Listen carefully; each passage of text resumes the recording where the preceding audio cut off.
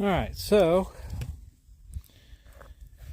what I like to try to do is get it to where you start seeing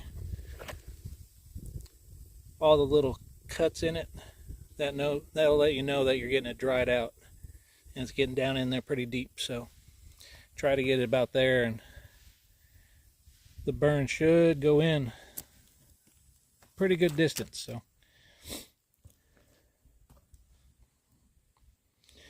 that's how we've been doing all these. Only 6 more to go, and then I'll be done.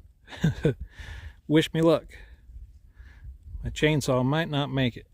We'll see.